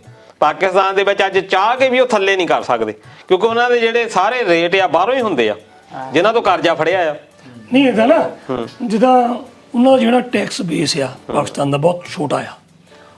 ਉਹ ਜਿਹੜੀ ਵਰਲਡ ਬੈਂਕ ਆ ਜਦੋਂ ਕਰਜ਼ਾ ਦਿੰਦੀ ਉਹਨਾਂ ਕੰਡੀਸ਼ਨਾਂ ਲਾਉਂਦੇ ਆ, ਬਹੁਤ ਲਾਉਂਦੇ ਆ ਵੀ ਤੁਹਾਨੂੰ ਆਹ ਕਰਨਾ ਪੈਣਾ, ਤੁਹਾਨੂੰ ਆਹ ਕਰਨਾ ਪੈਣਾ, ਤੁਹਾਨੂੰ ਆਹ ਕਰਨਾ ਪੈਣਾ। ਉਹਨਾਂ ਨੂੰ ਕਿਹਾ ਕਿ ਬਿਜਲੀ ਦੇ ਰੇਟ ਚੱਕੋ, ਪੈਟਰੋਲ ਦੇ ਰੇਟ ਚੱਕੋ, ਕਿਉਂਕਿ ਜਿੰਨਾ ਤੁਸੀਂ ਲੈਣਾ ਤੁਸੀਂ ਸਸਤਾ ਵੇਚਦੇ ਆ ਤਾਂ ਕਦੋਂ ਤੁਸੀਂ ਬਰਾਬਰ ਹੋਣਾ? ਕਦੋਂ ਸਾਡਾ ਕਰਜ਼ਾ ਮੋੜੋਗੇ ਤੁਸੀਂ? ਬਾਕੀ ਹੁਣ ਮੈਂ ਗੱਲ ਕਰਨ ਲੱਗਾ ਮਾਸਟਰ, ਜਿਹੜੀ ਉਹ MSP ਦੀ ਗੱਲ ਕਰਦੇ ਆ ਨਾ, ਇਹ ਹੋਣੀ ਚਾਹੀਦੀ ਤਾਂ ਇਹ ਕਿਸਾਨ ਨੂੰ ਥੋੜਾ ਜਿਹਾ ਫਾਇਦਾ ਹੋ ਜਾਏ। ਪਰ ਲੌਂਗ ਟਰਮ ਉੱਤੇ ਨਾ ਮੇਰਾ ਖਿਆਲ ਹੈ ਕਿਸਾਨ ਨੂੰ ਆਪਣੇ ਆਪ ਤੇ ਨਿਰਭਰ ਹੋਣਾ ਪੈਣਾ, ਠੀਕ ਹੈ। ਹੁਣ ਜਿਹੜਾ 1.5 ਖੱਤੇ ਦਾ ਮਾਲਕ ਆ ਤੇ ਦੂਜੇ ਪਾਸੇ 50 ਖੱਤੇ ਦਾ ਮਾਲਕ ਆ, ਉਹਨਾਂ ਦੋਨਾਂ ਦੀ ਫਸਲਾਂ ਦੇ ਵਿੱਚ ਅੰਤਰ ਹੋਣਾ ਚਾਹੀਦਾ। 1.5 ਖੱਤੇ ਵਾਲਾ ਛੋਟੀ ਸਬਜ਼ੀ ਜਿਹੜੀ ਆ ਉਹ ਬੀਜ ਸਕਦਾ, ਉਹ ਕਣਕ ਝੋਨਾ ਵੇਚ ਨਹੀਂ ਪੁੱਗਦਾ। 50 ਖੱਤੇ ਵਾਲਾ ਕਰ ਸਕਦਾ। ਬਾਹਰਲੇ ਮੁਲਕਾਂ ਦੇ ਵਿੱਚ ਜਿੰਨੇ ਫਾਰਮ ਆ ਬਹੁਤ ਵੱਡੇ ਆ, ਪਰ ਸਾਡੇ ਇੰਡਸਟਰੀ ਨਾ ਹੋਣ ਕਰਕੇ ਜ਼ਿਆਦਾਤਰ ਲੋਕ ਸਾਡੇ ਫਾਰਮ ਉੱਤੇ ਡਿਪੈਂਡ ਕਰਦੇ ਆ। ਪਹਿਲਾਂ ਵੀ ਇਹ ਸੀ, ਜਦੋਂ ਪਿੰਡ ਵੱਜਦਾ ਸੀ ਕਿਸਾਨ ਸੀ, ਕਿਸਾਨ ਦੇ ਨਾਲ ਤਰਖਾਣੀ ਹੋ ਗਈ, ਲੋਹਾਰੀ ਹੋ ਗਈ, ਬਾਕੀ ਤੇ ਕਮੀ ਹੋ ਗਏ, ਸਾਰੇ ਉੱਤੇ ਡਿਪੈਂਡ ਕਰਦੇ ਸੀ। ਤੋਂ ਬਾਰਟਰ ਸੀ, ਉਹ ਸਾਰਾ ਸਾਲ ਕੰਮ ਕਰਦੇ ਸੀ ਤੇ 6 ਮਹੀਨੇ ਬਾਅਦ ਜਿਹੜੀ ਫਸਲ ਆਉਂਦੀ ਸੀ ਉਹ ਤੇ ਕੀਤਾ ਮੈਂ 1 ਪੀਪਾ ਤੈਨੂੰ ਦੇਣਾ, 1 ਪੀਪਾ ਤੈਨੂੰ ਦੇਣਾ, 1 ਪੀਪਾ ਤੈਨੂੰ ਦੇਣਾ, ਬਾਰਟਰ ਸਿਸਟਮ। ਸਮਾਂ ਬਦਲ ਗਿਆ। ਸਮੇਂ ਬਦਲ ਦੇ ਨਾਲ ਅੱਜ ਕੱਲ੍ਹ ਕੈਸ਼ ਚੱਲਣਾ ਪਿਆ ਸਾਰਾ ਕੁਝ। ਖੇਤੀਬਾੜੀ ਜੇ ਕਰਨੀ ਆ ਤਾਂ ਤੁਹਾਨੂੰ ਵੱਡੀ ਪੱਧਰ ਤੇ ਕਰਨੀ ਪਊਗੀ।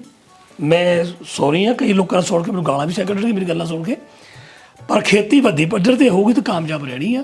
1.5 ਖੱਤੇ ਵਾਲਾ 5 ਖੱਤੇ ਵਾਲਾ ਤੱਕ ਵੀ ਉਹ ਕਾਮਯਾਬ ਨਹੀਂ, ਅਨਲੈਸ ਉਹ ਚਾਹੁਣ ਕਿ ਆਪਾਂ ਛੋਟੀ ਫਸਲ ਬੀਜੀਏ, ਚਾਹੇ ਗੋਭੀ ਬੀਜੋ, ਚਾਹੇ ਐਵਾਕਾਡੋ ਆ, ਨਵੀਆਂ ਫਸਲਾਂ ਬਾਹਰਲੇ ਮੁਲਕਾਂ 'ਚ ਹੋ ਰਹੀਆਂ, ਇਹ ਚੰਗੀ ਪਤਾ ਹੈ ਬੀਜਣੀਆਂ ਚਾਹੀਦੀਆਂ, ਪਰ ਨਾਲ ਨਾਲ ਵੇਚਣੀਆਂ ਵੀ ਆਉਣੀਆਂ ਚਾਹੀਦੀਆਂ ਕਿ ਅਸੀਂ ਮੰਡੀ ਵਿੱਚ ਜਾਈਏ। ਅੱਜ ਵੀ ਅਸੀਂ ਆੜ੍ਹਤੀ ਦੇ ਉੱਤੇ ਡਿਪੈਂਡੈਂਟ ਆ ਹਨਾ। ਜਿਹੜੀ ਕਿਸਾਨੀ ਦੇ ਜਿਹੜੇ ਅੰਦੋਲਨ ਆ ਇਹਦੇ ਵਿੱਚ ਅੱਧਾ ਤਾਂ ਅਸੀਂ ਉਹਨਾਂ ਦਾ ਕਰ ਰਹੇ ਆ। ਅਸੀਂ ਆਪ ਜਿਹੜਾ ਆ ਕੁਝ ਵੇਚੇ ਨਹੀਂ ਰਹੇ। ਜੇ ਸਬਜ਼ੀ ਵਾਲਾ ਉਹ ਆਪ ਵੇਚੇ, ਉਹ ਆਪਣੇ ਜਾਹੇ ਕਰਿੰਦੇ ਰੱਖਣ ਵੀ ਤੂੰ ਸਾਡੀ ਜਿਹੜੀ ਸਬਜ਼ੀ ਆ, ਕਿਉਂਕਿ ਸਬਜ਼ੀ ਵਾਲੇ ਨੂੰ ਇਹ ਡਰ ਹੁੰਦਾ ਵੀ ਕੱਲ ਨੂੰ ਇਹ ਖਰਾਬ ਹੋ ਜਾਣੀ ਆ, ਇਹ ਅੱਜੇ ਵਿਕਣੀ ਆ। ਇਸੇ ਕਰਕੇ ਆ ਵੀ ਇਹ ਮਿਹਨਤ ਦਾ ਕੰਮ ਹੈ, ਛੁੱਟੀ ਤੁਹਾਨੂੰ ਕੋਈ ਨਹੀਂ ਮਿਲਣੀ ਇਹਦੇ ਵਿੱਚ। ਇਹ ਤੁਹਾਨੂੰ ਰੋਜ਼ ਜਿਹੜਾ ਆ ਕੰਮ ਦੁੱਧ ਵਾਂਗੂ ਚੱਲਣਾ ਪੈਣਾ। ਇਦਾਂ ਦੇ ਛੋਟੇ ਜਿਹੜੇ ਜੇ ਕੰਮ ਕਰਨਗੇ ਤਾਂ ਵਧੀਆ ਹੋਣਾ ਹਨਾ। ਉਹ ਤਾਇਆ ਮੈਂ ਹਲੇ ਉਦੋਂ ਦਾ ਸੋਚੀ ਜਾਂਦਾ, ਤੂੰ ਦੱਸਦਾ ਸੀ ਪੰਜਾਬ ਦੀ ਕਿਹੜੀ ਆਬਾਦੀ 3 ਕਰੋੜ ਹੈ। ਇਹ ਤਾਂ ਜਿਹੜੇ ਲੰਬੜ ਦੀ ਭੂਆ ਦੀਆਂ 3 ਪੋਤੀਆਂ ਹੋਈਆਂ ਪਾਲੀਆਂ ਵਿੱਚ ਕਿ ਨਹੀਂ ਪਾਲੀਆਂ? ਮੈਂ ਟੈਨਸ਼ਨ ਜੀ ਘੁੰਮੀ ਜਾਂਦਾ ਇਸ ਗੱਲ ਨੂੰ। ਉਹ ਵਿੱਚ ਪਾ ਕੇ 3 ਬਣੀਆਂ। ਅੱਛਾ ਫਿਰ ਠੀਕ ਹੈ। ਮੈਂ ਹੋਰ ਵੀ ਪੁੱਛ ਲਾ ਕੋਈ ਮੈਂ ਤਾਂ ਦੱਸਦਾ ਵੀ ਕਿਉਂਕਿ ਸਾਡੇ ਹੁਣ ਪਾਸਪੋਰਟ ਰੱਦ ਹੋ ਜਾਣੇ, ਤੈਨੂੰ ਦੱਸਾਂ ਮੈਂ ਤੈਨੂੰ। ਹਾਂ ਤੈਨੂੰ ਕੌਣ ਕਹਿੰਦਾ ਰੱਦ ਜਾਣੇ ਪਾਸਪੋਰਟ? ਲੈ ਦੱਸਦਾ ਯਾਰ, ਤੈਨੂੰ ਨਹੀਂ ਪਤਾ? ਤੂੰ ਗੱਲ ਕਰਦਾ ਹੁਣ ਜੋਗਿੰਦਰ ਸ਼ਰਮੇ ਦੀ। ਲੈ ਸਭ ਪਤਾ ਤੈਨੂੰ, ਹੁਣ ਦੱਸ। ਮੈਂ ਮੈਨੂੰ ਕਿਹੜੀ ਗੱਲ ਕਰਦਾ? ਉਹ ਕਮਲਿਆ ਤਾਂ ਜੇ ਜੋਗਿੰਦਰ ਸ਼ਰਮਾ ਪਹਿਲੀ ਗੱਲ ਤੇ ਇਹ ਆ ਮਾਸਟਰ ਵੀ ਜੋਗਿੰਦਰ ਸ਼ਰਮਾ DSP ਆ ਖਰਿਆ ਨਾ। ਹਾਂਜੀ।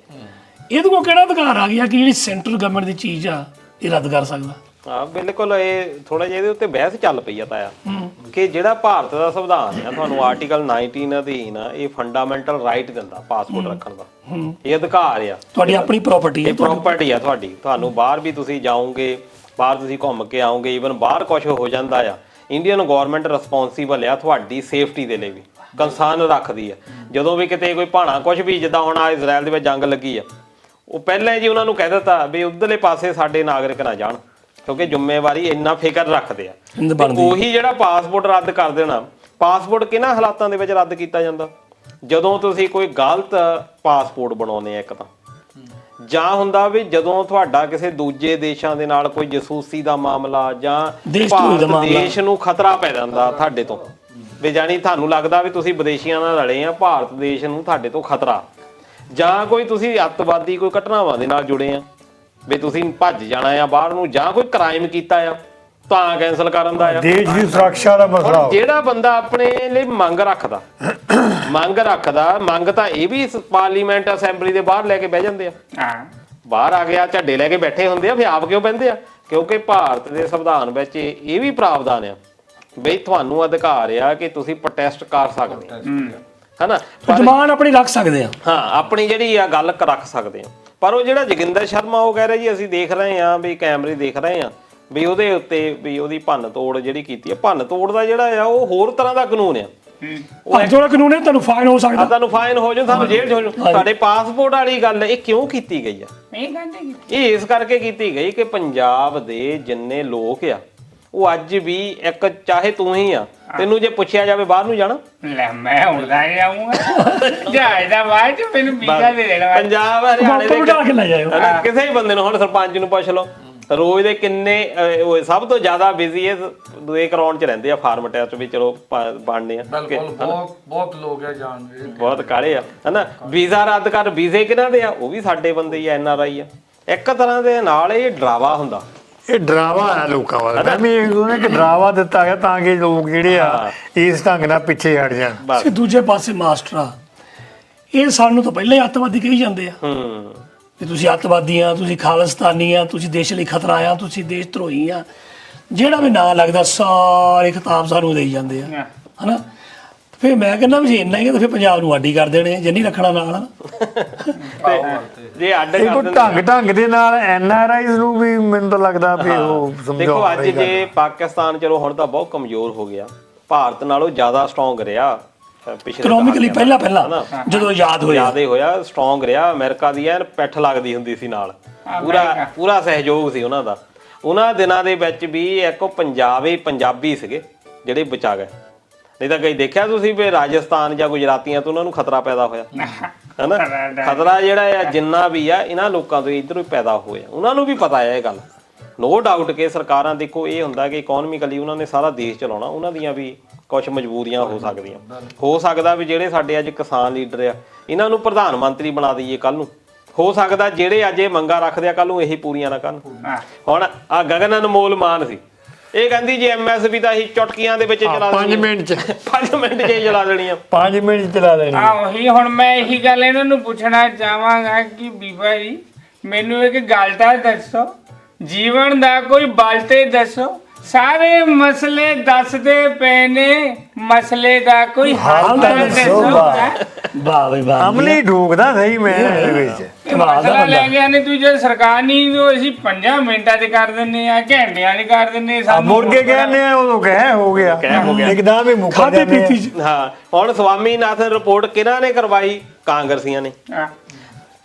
ਬਾਅਦ ਦੇ ਵਿੱਚ ਅਪਲਾਈ ਕਰੀ ਨਹੀਂ ਹੋਈ, ਲਵਾਈ ਨਹੀਂ। ਬਾਅਦ ਫਿਰ ਭਾਜਪਾ ਵਾਲੇ ਰੌਲਾ ਪੈਂਦੇ ਰਹੇ, ਨਹੀਂ ਇਹਨਾਂ ਤੋਂ ਨਹੀਂ ਸਰਕਾਰਾਂ ਚੱਲਦੀਆਂ, ਅਸੀਂ ਕਰਾਂਗੇ। ਠੀਕ ਹੈ। ਦੂਜੇ ਪਾਸੇ ਜਿਹੜਾ GST ਦਾ ਮਾਮਲਾ ਚੱਲਿਆ ਸੀ, ਮਤਲਬ ਕਾਂਗਰਸ ਮਨਮੋਹਨ ਸਿੰਘ ਸਰਕਾਰ GST ਲੈਣਾ ਚਾਹੁੰਦੀ ਸੀ, ਉਦੋਂ ਭਾਜਪਾ ਵਾਲੇ ਨਹੀਂ ਬੰਨੇ। ਬਿਲਕੁਲ। ਹੁਣ ਜੋ ਭਾਜਪਾ ਵਾਲੇ ਲਿਆਉਣ ਲੱਗੇ ਕਾਂਗਰਸੀ ਵਿਰੋਧ ਕਰਦੀ ਸੀ। ਹਾਂਜੀ ਬਿਲਕੁਲ। ਸੋ ਕੀ ਸਮਝੇ, ਜਿਹੜਾ ਬਾਹਰ ਹੁੰਦਾ ਉਹਨੇ ਵਿਰੋਧ ਕਰਨਾ ਹੈ। ਪਰ ਉਹ ਡਰਾਮੇ ਜਿਹੜੇ ਅੱਗੇ ਆਉਣ ਵਾਸਤੇ ਕੀਤੇ ਜਾਂਦੇ ਆ। ਜਿਹੜੀ ਸਿਮਰਤੀ ਇਰਾਨੀ ਆ, ਇਹ ਬੰਗਾ ਇਹਨੇ ਭੇਜੀਆਂ ਮਨਮੋਹਨ ਸਿੰਘ ਜਦੋਂ ਇਹਨੇ ਬੰਗਾ ਭੇਜੀਆਂ, ਕਹਿੰਦੀ ਆ ਬੰਗਾ ਪਾਲਾ ਤੇਰੇ ਕੋਲੋਂ ਗੋਭੀ ਦਾ ਰੇਟ ਨਹੀਂ ਕੰਟਰੋਲ ਹੋਣ ਡਿਆ, ਤੇਰੇ ਕੋਲ ਗੈਸ ਸਿਲੰਡਰ ਨਹੀਂ ਕੰਟਰੋਲ ਹੋਣ ਡਿਆ। ਉਦੋਂ ਗੈਸ ਸਿਲੰਡਰ ਕਿੰਨੇ ਨੂੰ ਸੀ? 400 ਰੁਪਏ ਨੂੰ। ਉਹ 400 ਰੁਪਏ ਦੇ ਲਈ ਚੂੜੀਆਂ ਭੇਜਦੀ ਸੀ, ਅੱਜ ਸਿਲੰਡਰ 1100 ਤੋਂ ਉੱਤੇ ਆ। ਹੁਣ ਤਾਂ ਨਾਲ ਸਾਰੇ ਵੀ ਭੇਜਣੀ ਪਊ ਤੇ ਹੁਣ ਚੁੱਪ ਕਰਕੇ ਬੈਠੀ ਆ। ਮੇਕਅਪ ਦਾ ਸਮਾਨ ਹੁਣ ਚੂੜੀਆਂ ਮੁੱਕ ਗਈਆਂ ਨਾ, ਉਹ ਸੀਗੀਆਂ ਉਹ ਭੇਜ ਚੁੱਕੀ ਆ। ਮੇਰੀ ਕੀ ਹੁੰਦਾ ਕਿ ਤੁਸੀਂ ਆਪ ਜਦੋਂ ਹੁੰਦਾ ਬੰਦੇ ਦੇ ਫਿਰ ਜਦੋਂ ਹੱਥ ਆਉਂਦੀ ਹੈ ਨਾ ਹੁਣ ਇਕੱਲੇ ਫਿਰ ਉਹ ਸਾਰਾ ਦੇਸ਼ ਸਾਂਭਣਾ ਜਿਹੜਾ ਆ ਇਹ ਡਿਫਿਕਲਟ ਟਾਸਕ ਆ, ਕਿਉਂਕਿ ਹਰ ਇੱਕ ਦੀ ਆਪਣੀ ਮੰਗ ਵਾ, ਹਰ ਇੱਕ ਦੀ ਮੰਗ ਪੂਰੀ ਨਹੀਂ ਹੋ ਸਕਦੀ। ਨਹੀਂ ਹੋ ਸਕਦੇ। ਇਹ ਵੀ ਆਪਾਂ ਨੂੰ ਸਮਝਣ ਦੀ ਲੋੜ ਹੈ ਕਿ ਸਰਕਾਰ ਕੋ ਵੀ ਆਪਣੇ ਕੋਈ ਨਾ ਕੋਈ ਹੁੰਦੇ ਕਿ ਕਿੱਥੋਂ ਤੱਕ ਉਹ ਕਰ ਸਕਦੀ ਹੈ। ਬਿਲਕੁਲ। ਤੁਸੀਂ ਮੰਗਾਂ ਜਿਹੜੀਆਂ ਜਾਇਜ਼ ਰੱਖੋ, ਸਰਕਾਰ ਨੂੰ ਵੀ ਚਾਹੀਦਾ ਫਲੈਕਸੀਬਲ ਹੋਵੇ, ਉਹਨੇ ਮੰਗਾਂ ਸੁਣੇ। ਕਿਉਂਕਿ ਹੁਣ ਜਿਹੜੀ ਗੱਲ ਇਹ ਕਈ ਵਾਰੀ ਕਰਦੇ ਆ, ਜਿੱਥੋਂ ਗੱਲ ਮੈਨੂੰ ਬਹੁਤ ਬੁਰੀ ਲੱਗਦੀ ਆ ਕਿ ਪੰਜਾਬ ਦੇ ਜਿਹੜੇ ਕਿਸਾਨ ਵਾ, ਕਿਸਾਨ ਕਿੱਧਰੋਂ ਆ ਜੀ, ਉਹ ਟਰੈਕਟਰ ਲੈ ਕੇ ਆਉਂਦੇ ਆ, ਉਹਨਾਂ ਦੇ ਬੜੇ ਬੜੇ ਦੂਜੇ ਲਾਏ ਹੋਏ ਸਪੀਕਰ ਲਾਏ ਉੱਤੇ, ਆਹ ਲਾਇਆ ਉਹ ਡੈਕ ਲਾਏ ਹੋਏ ਆ। ਕੀ ਇਹ ਚਾਹੁੰਦੇ ਆ ਕਿ ਪੰਜਾਬ ਦਾ ਕਿਸਾਨ ਮਰਿਆ ਹੋਇਆ ਹੋਵੇ, ਬਿਨਾਂ ਕੱਪੜਿਆਂ ਤੋਂ ਹੀ ਹੋਵੇ, ਨੰਗੇ ਸਰੀਰ ਹੋਵੇ, ਰੋਟੀ ਨੂੰ ਤਰਸਦਾ ਹੋਵੇ? ਕੀ ਇਹੋ ਜਿਹਾ ਮੰਗਦੇ ਕਿਸਾਨ? ਇਦਾਂ ਦਾ ਇਹ ਦੁਨੀਆ ਕਿਸਾਨ ਇਦਾਂ ਦੇ ਆ? ਇਹਨਾਂ ਦਾ ਮੈਂ ਨਹੀਂ ਕਹਿੰਦਾ ਪੰਜਾਬ ਦਾ ਕਿਸਾਨ ਇਦਾਂ ਚਾਹੀਦਾ, ਮੈਂ ਤਾਂ ਚਾਹੁੰਦਾ ਸਾਰੇ ਹਿੰਦੁਸਤਾਨ ਦਾ ਕਿਸਾਨ ਇਦਾਂ ਹੋਵੇ, ਉਹ ਕੋਲ ਟਰੈਕਟਰ ਵੀ ਹੋਵੇ, ਉਹ ਖਾਣ ਪੀਣ ਨੂੰ ਸੋਹਣਾ ਹੋਵੇ, ਉਹਦੇ ਕੋਲ ਕਾਰ ਵੀ ਹੋਵੇ, ਕੋਲ ਕਿਉਂ ਨਹੀਂ? ਜਾਂ ਬਾਕੀ ਤੇ ਰੱਖ ਸਕਦੇ ਆ, ਕਿਸਾਨ ਕਿਉਂ ਨਹੀਂ ਰੱਖ ਸਕਦਾ? ਬਿਲਕੁਲ। ਹੁਣ ਤਾਂ ਇਹੀ ਤਾਂ ਵਰਗ ਬਣ ਡਿਆ ਨਾ। ਤੁਸੀਂ ਦੇਖੋ ਕਿ ਅਸੀਂ ਮਜ਼ਦੂਰ ਤੋਂ ਵੀ ਇਹੀ ਐਕਸਪੈਕਟੇਸ਼ਨ ਰੱਖਦੇ ਹਾਂ, ਜਿੰਨੇ ਥੱਲੇ ਵਾਲੇ ਜਿਹੜੇ ਜਿੰਨੇ ਕੰਮਾਂ ਦੇ ਵਿੱਚ ਜ਼ਿਆਦਾ ਪਾਵਰ ਯੂਜ਼ ਹੁੰਦੀ ਆ, ਇੰਡੀਆ ਦੇ ਵਿੱਚ ਤਨਖਾਹ ਉਹਨਾਂ ਦੀ ਘੱਟ ਆ। ਚਾਹੇ ਉਹ ਸੜਕ ਬਣਾਉਣ ਵਾਲੇ ਆ, ਤੁਸੀਂ ਦੇਖਿਆ ਸੜਕ ਬਣਾਉਣ ਵਾਲੇ ਖਾਸ ਤੌਰ ਤੇ ਆਪਣੇ ਵਿਚਾਰੇ ਬਿਹਾਰ ਤੋਂ ਝਾਰਖੰਡ ਤੋਂ ਆਉਂਦੇ ਆ, ਸੜਕ ਜਦੋਂ ਬਣਾਉਂਦੇ ਉਹਨਾਂ ਦੇ ਬੱਚੇ ਵਿਚਾਰੇ ਨਾਲ ਹੀ ਸੜਕ ਦੇ ਨਾਲ ਹੀ ਪਏ ਹੁੰਦੇ ਆ, ਤੇ ਬਾਅਦ ਦੇ ਵਿੱਚ ਭੱਠੇ ਦੇ ਵਿੱਚ ਦੇਖ ਲਓ, ਭੱਠੇ ਦੇ ਉੱਤੇ ਉਹ ਖੇਤਾਂ ਵਿੱਚ ਹੀ ਰਹਿੰਦੇ ਆ, ਉਹਨਾਂ ਦਾ ਰਹਿਣ ਸਹਿਣ ਦਾ ਢੰਗ ਕਿਤੇ ਦੇਖਿਓ। ਜਦ ਕਿ ਸਭ ਤੋਂ ਜ਼ਿਆਦਾ ਔਖਾ ਕੰਮ ਸੜਕ ਬਣਾਉਣਾ ਤੇ ਉਹ ਮਜ਼ਦੂਰੀ ਦਾ ਕੰਮ ਜਿਹੜਾ ਭੱਠੇ ਦੇ ਉੱਤੇ ਇੱਟਾਂ ਪੱਥਣੀਆਂ, ਕਿੰਨਾ ਔਖਾ ਆ। ਕਦੀ ਉਹਨਾਂ ਦੇ ਬਾਰੇ ਸੋਚਿਆ ਇਹਨਾਂ ਨੇ? ਇਹ ਬੰਦੇ ਇਦਾਂ ਦੇ ਲੋਕ ਦੇਖਣੇ ਚਾਹੁੰਦੇ ਆ। ਕਿਉਂ ਇਦਾਂ ਆ? ਕਿਉਂਕਿ ਸਰਕਾਰਾਂ ਦੇ ਲਈ ਉਹਨਾਂ ਲੋਕਾਂ ਨੂੰ ਹੈਂਡਲ ਕਰਨਾ ਬਹੁਤ ਸੌਖਾ। ਜਿਹਨੂੰ ਵੇਲ ਹੀ ਨਹੀਂ ਮਿਲਦੀ ਆਪਣੀ ਰੋਟੀ ਦਾ ਬੰਦੋਬਸਤ ਕਰਨ ਤੋਂ, ਉਹਨੂੰ ਸਰਕਾਰ ਨੂੰ ਕੀ ਖਤਰਾ ਪੈਦਾ ਕਰਨਾ? ਕੀ ਖਤਰਾ? ਗੱਲ ਵਿੱਚੋਂ ਆ ਨਾ, ਇਸੇ ਕਰਕੇ ਸਰਕਾਰ ਚਾਹੁੰਦੀ ਆ ਵੀ ਉਦਾਂ ਦੇ ਰਹਿਣ। ਸਵੇਰ ਨੂੰ ਮੈਂ ਕੰਮ ਤੇ ਜਾਣਾ, ਰਾਤ ਨੂੰ 12 ਵਜੇ ਘਰ ਆਉਣਾ, ਸੋਣਾ, ਸਵੇਰ ਨੂੰ ਫੇਰ ਚੱਲ ਜਾਣਾ। ਉਹ ਜੀ ਤਾਂ ਇਹਨਾਂ ਨੇ ਏਦਾਂ ਹੀ ਕਰਨੀ ਆ ਨਾ ਨਸ਼ਾ। ਮੈਂ ਅਸੈਂਬਲੀਆਂ ਸਾਰੀਆਂ ਨੂੰ ਲਾ ਦੋ ਜਿੰਦੇ ਤੇ ਨਸ਼ਾ। ਮੈਂ ਇਹ ਵੀ ਗੱਲ ਚੰਗੀ ਆ, ਬੰਦ ਕਰਕੇ ਬੈਠੋ ਘਰੇ ਤੋਂ ਨਸ਼ਾ ਕੰਮ ਆ ਚੱਲਣੇ ਆ। ਅਮਲੀਆ ਜਿੰਦਾ ਦਾ ਲੱਗ ਗਿਆ ਸੀ, ਹੈ ਪਰਸੋਂ ਹੀ ਲੱਗ ਗਿਆ ਸੀ, ਹਾਂ ਸੁਣਿਆ ਨਹੀਂ ਤੇ? ਭਗਵੰਤ ਮਾਨ ਨੇ ਜਦੋਂ ਸੈਸ਼ਨ ਸ਼ੁਰੂ ਹੋਣ ਲੱਗਾ ਬਜਟ ਦਾ, ਹਾਂ ਇਹਨੇ ਕੀ ਕੀਤਾ, ਇੱਕ ਗਿਫਟ ਭੇਜਦਾ ਸਪੀਕਰ ਨੂੰ। ਅੱਛਾ ਗਿਫਟ ਲੈ ਕੇ ਗਿਆ? ਕਹਿੰਦਾ ਗਿਫਟ ਖੋਲ। ਹਾਂ ਗਿਫਟ ਵਾ ਆਹੋ ਉਹਨੇ ਸਾਰਿਆਂ ਸਾਹਮਣੇ ਖੋਲਿਆ, ਕਰ ਲਿਆ। ਤੇ ਵਿੱਚੋਂ ਨਿਕਲਿਆ ਜੰਦਾ। ਹੈ ਉਹ ਕਹਿੰਦਾ ਵੀ ਇਦਾਂ ਕਰ, ਹਾਂ ਜਿੰਨੇ ਵੀ ਓਪੋਜੀਸ਼ਨ ਵਾਲੇ ਸਾਰੇ ਜਦੋਂ ਵੜ ਗਏ ਅੰਦਰ ਨਾ, ਹਾਂ ਤੇ ਬਾਹਰੋਂ ਲਾ ਦੀ ਜੰਦਾ। ਬਾਹਰ ਹੋ ਜਾਂਦਾ? ਆਹੋ, ਕਹਿੰਦਾ ਇਹਨੂੰ ਭੱਜਣ ਨਹੀਂ ਦੇਣਾ, ਇੱਥੇ ਬੈਠ ਕੇ ਸਾਰੀਆਂ ਗੱਲਾਂ ਸੁਣਨ। ਜਿੰਦਾ ਲਾਇਆ ਉਹਨੇ। ਉਹ ਤੋਂ ਪਹਿਲਾਂ ਥੋੜੇ ਦਿਨ ਪਹਿਲਾਂ ਜਦੋਂ ਰਾਜਪਾਲ ਦੀ ਸਪੀਚ ਹੁੰਦੀ ਸੀ ਨਾ, ਆਹੋ ਉਹਨਾਂ ਓਪੋਜੀਸ਼ਨ ਵਾਲੇ ਨੂੰ ਗੱਲ ਨਹੀਂ ਬੋਲਣ ਨਹੀਂ ਦਿੱਤਾ। ਅੱਛਾ ਭਗਵੰਤ ਮਾਨ ਨੇ ਆਪੇ ਇਤਨਾ ਵਰਤਿਆ। ਉਹ ਵਿੱਚੋਂ ਹੀ ਭਾਜੀ ਛੱਡ ਕੇ ਜਾਣਾ ਪਿਆ। ਆਹੋ, ਕਹਿੰਦਾ ਇਹਨੂੰ ਕੀਤਾ ਪੜ੍ਹਿਆ ਹੀ ਲਓ, ਪੜ੍ਹਿਆ ਸਮਝੋ, ਇਹਨੂੰ ਪੜ੍ਹਿਆ ਸਮਝੋ। ਆਪਣੇ ਤੂੰ ਦਲਜੀਤ ਤੂੰ ਯਕੀਨ ਨਹੀਂ ਮੰਨਣਾ, 1970-75 ਦੀ ਗੱਲ ਹੋਣੀ ਆ, ਸਾਡੇ ਇੱਕ ਖੰਡ ਪਾਠ ਚੱਲਣ ਲੱਗ ਪਿਆ ਸੀ। ਕੀਤੇ ਕਰਾਏ ਬਾਹਰ ਜਾਣਾ ਵੀ ਤੁਸੀਂ ਖੰਡ ਪਾਠ ਕਰਾਉਣਾ, ਬਾਰੀ ਇੰਨੇ ਚਿਰਾਂ ਬਾਅਦ ਆਉਣੀ ਆ, ਜੇ ਕੀਤਾ ਕਿਰਾਇਆ ਲਾਉਣਾ ਤਾਂ ਇਦਾਂ ਲਾ ਲਓ। ਦੱਸ ਅੱਛਾ ਹਾਂਜੀ ਆ ਕੰਮ ਉਹੋ ਹੀ ਕੰਮ ਹੁਣ ਰਾਜਪਾਲ ਨੇ ਕੀਤਾ। ਪੜ੍ਹਿਆ ਹੀ ਸਮਝੋ। ਠੀਕ ਆ ਬਈ। ਪਰ ਤਾਂ ਜੋ ਦੇਖਿਆ ਆਪਾਂ ਅਸੈਂਬਲੀ ਦੇ ਵਿੱਚ, ਜਿਸ ਤਰੀਕੇ ਦੀ ਭਾਸ਼ਾ ਵਰਤੀ ਗਈ, ਕਿਉਂਕਿ ਬੜਾ ਸਾਨੂੰ ਆਸਾਂ ਬੜੀਆਂ ਹੁੰਦੀਆਂ ਖਾਸ ਤੌਰ ਤੇ ਬਜਟ ਤੋਂ, ਕਿ ਬਜਟ ਦੇ ਵਿੱਚ ਕਿੰਨਾ ਐਤਕੀ ਨਹੀਂ, ਉਹਦਾ ਪਹਿਲੀ ਵਾਰ ਹੋਇਆ ਵੀ 2 ਲੱਖ ਤੋਂ ਉੱਪਰ ਦਾ ਬਜਟ ਜਿਹੜਾ ਆ, ਉਹ 2 ਲੱਖ ਕਰੋੜ ਤੋਂ ਉਹਦਾ ਬਜਟ ਜਿਹੜਾ ਉੱਪਰ ਦਾ ਬਣਿਆ ਪੰਜਾਬ ਦਾ। ਤੇ ਐਜੂਕੇਸ਼ਨ ਦੇ ਉੱਤੇ ਖਰਚ ਕਾਫੀ ਕਰਨ ਦੀ ਨਹੀਂ ਰੱਖਿਆ ਪ੍ਰਾਵਧਾਨ, ਹੈਲਥ ਦੇ ਉੱਤੇ, ਸਿਹਤ ਦੇ ਉੱਤੇ, ਟਰਾਂਸਪੋਰਟ ਦੇ ਉੱਤੇ ਉਹ ਕਿੰਨਾ ਕੰਮ ਕਰਦਾ ਆ, ਉਹ ਆਉਣ ਵਾਲੇ ਦਿਨਾਂ 'ਚ ਪਤਾ ਲੱਗੂ। ਤੇ ਰੈਵਨਿਊ ਵੀ ਕਿੱਥੋਂ ਟੈਕਸ ਇਕੱਠਾ ਕਰਨਾ ਆ, ਕਾਫੀ ਲੰਮਾ ਚੌੜਾ ਬਜਟ ਜਿਹੜਾ ਆ ਉਹ ਪੇਸ਼ ਕੀਤਾ ਗਿਆ ਹਰਪਾਲ ਸਿੰਘ ਚੀਮੇ ਵੱਲੋਂ। ਪਰ ਜਿਹੜੀ ਭਾਸ਼ਾ ਵਰਤੀ ਗਈ, ਉਹ ਗਲਤ ਹੈ। ਜਿੱਦਾਂ ਹੁਣ ਭਗਵੰਤ ਮਾਨ ਇਹ ਕਹਿ ਰਿਹਾ, ਉਹ ਬਾਜਵਾ ਅੱਖਾਂ ਜੱਖਾਂ ਪਾ ਕੇ ਗੱਲ ਕਰ। ਇਹ ਕੀ ਹੁੰਦਾ ਕਿ ਪਾਵਰ ਦੀਆਂ ਨਿਸ਼ਾਨੀਆਂ, ਕਿ ਕਈ ਵਾਰੀ ਸੱਤਾ ਦਾ ਨਸ਼ਾ ਤੁਹਾਡੇ ਤੇ ਇੰਨਾ ਚੜ ਜਾਂਦਾ। ਨਸ਼ਾ ਕਹਿ ਸਕਦੇ ਆ, ਪਾਵਰ ਤਾਂ ਨਸ਼ੇ ਬੱਚਿਆਂ ਵਾਂਗ ਸਾਡੀ ਤਾਂ ਹੈ ਪਾਵਰ, ਨਸ਼ਾ ਚਾਹੇ ਤੇਰੇ ਦਾ ਕੋਈ ਵਿਧਾਨ ਸਭਾ ਦੀ ਮਰਜ਼ਾਦਾ ਨਹੀਂ ਕਿਸੇ ਕਿਸਮ ਦੀ ਵੀ ਰਹਿਣ ਦਿੱਤੀ ਗਈ। ਹਾਂ ਬਿਲਕੁਲ। ਤੇ ਢੱਡੀਆਂ ਢਾਈਆਂ ਪੂਰੀਆਂ ਉੱਥੇ। ਜਿਹੜਾ ਇਹ ਸੱਤਾ ਜਦੋਂ ਇਦਾਂ ਚੜ ਕੇ ਬੋਲਦੀ ਆ, ਉਦੋਂ ਤੁਹਾਨੂੰ ਚੇਤਾ ਭੁੱਲ ਜਾਂਦਾ ਵੀ ਤੁਸੀਂ ਸਿਰਫ 5 ਸਾਲਾਂ ਲਈ ਆ। ਇਹ ਜਿਹੜੀ ਅਸੈਂਬਲੀ ਆ, ਜਦੋਂ ਦੇ ਆਏ ਪਤਾ ਨਹੀਂ ਕਿੰਨੇ ਗਨੀ ਖਾਨ, ਨਵੀ ਖਾਨ ਆ ਕੇ ਇੱਥੋਂ ਚਲੇ ਗਏ, ਇੱਦਾਂ ਹੀ ਰਹਿ ਗਿਆ ਕੰਮ। ਹੁਣ ਤੁਸੀਂ ਦੇਖੋ, ਪਹਿਲਾਂ ਬਾਦਲ ਸਾਹਿਬ ਭਾਵੇਂ ਜਿੰਨੀ ਮਰਜ਼ੀ ਪਾਵਰ ਸੀ, ਪਰ ਬੋਲਣ ਦੀ ਹਲੀਮੀ ਬੜੀ ਸੀ, ਹਨਾ, ਨਿਮਰਤਾ ਬਹੁਤ ਸੀ। ਐਵੇਂ ਨਹੀਂ ਬੰਦਾ ਇੰਨਾ ਚਿਰ ਰਾਜ ਕਰ ਗਿਆ।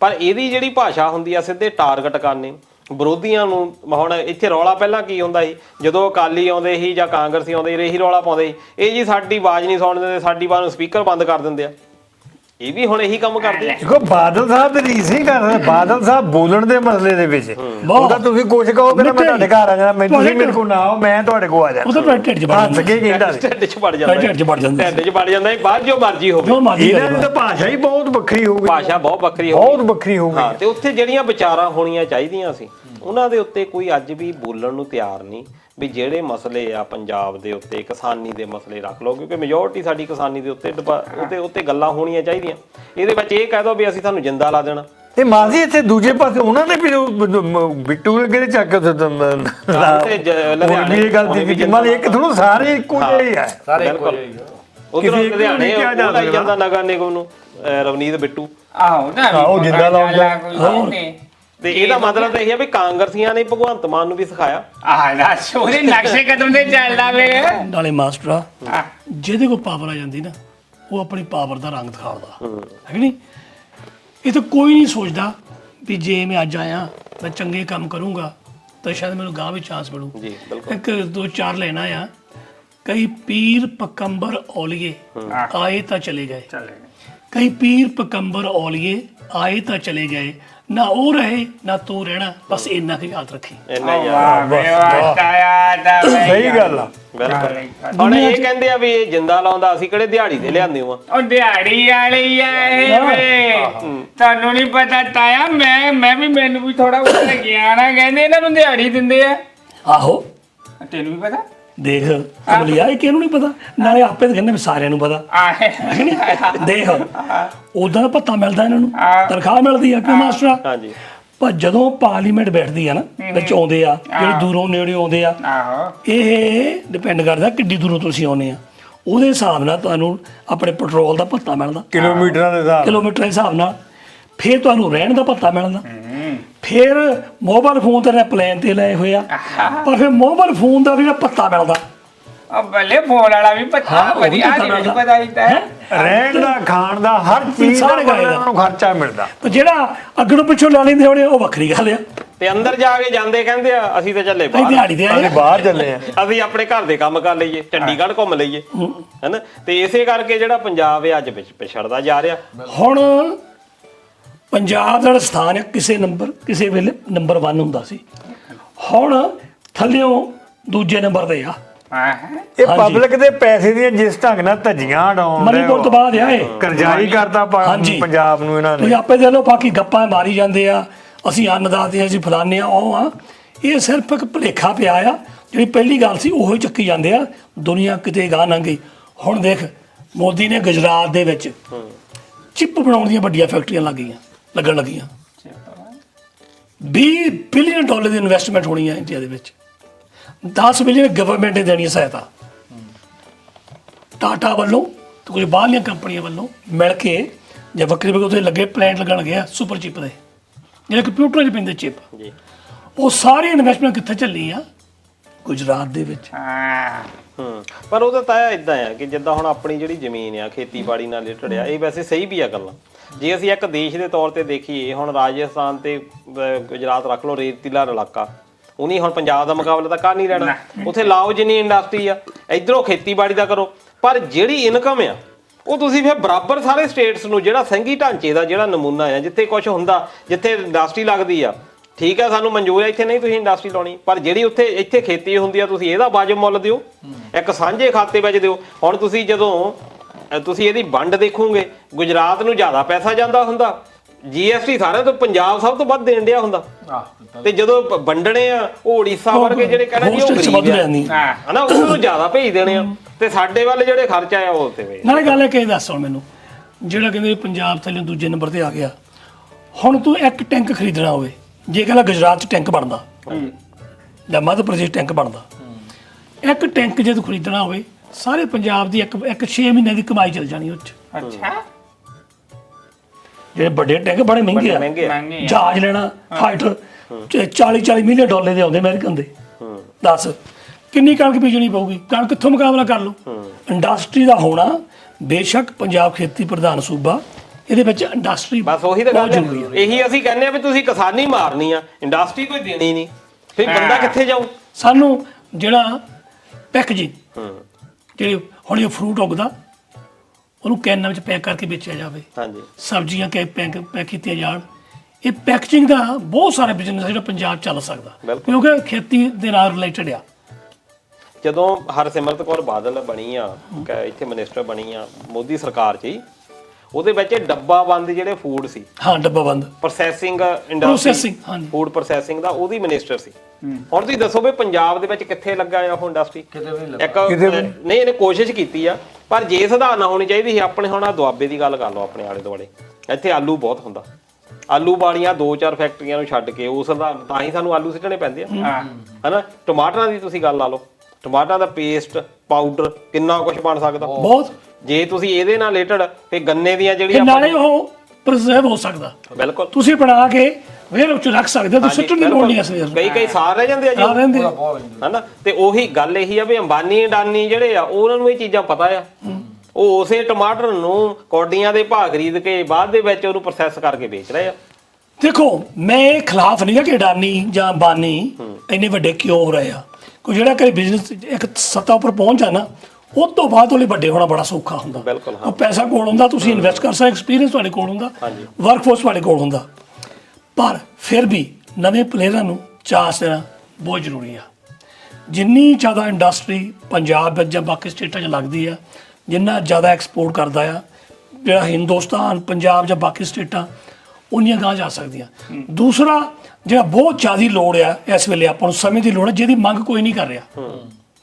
ਜੇ ਕੀਤੀ ਵੀ ਤੇ ਇੱਕ ਅੱਧੀ ਸਟੇਟ ਨੇ ਕੀਤੀ, ਉੱਥੇ ਬੰਦ ਹੋ ਜਾਂਦੀ ਆ। ਜਿਹੜਾ ਕਿਸਾਨ ਮੋਰਚਾ ਲੱਗਾ ਨਾ, ਸਟੇਟਾਂ ਨੂੰ ਵੱਧ ਅਧਿਕਾਰ ਲੱਗਣ ਦਾ ਮੋਰਚਾ ਹੋਣਾ ਚਾਹੀਦਾ ਸਾਰੀਆਂ ਸਟੇਟਾਂ ਵੱਲੋਂ।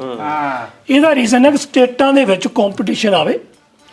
ਇੱਕ ਸਟੇਟ ਕਹਿੰਦੀ ਬਿਜ਼ਨਸਮੈਨ ਨੂੰ, ਤੂੰ ਆ ਮੇਰੇ ਕੋਲ, ਮੈਂ ਤੈਨੂੰ ਇੰਨੀ ਜ਼ਮੀਨ ਦੇਣਾ, ਇੰਨਾ ਟੈਕਸ ਫ੍ਰੀ ਕਰਦਾ, ਤੂੰ ਲਾ ਇੰਡਸਟਰੀ।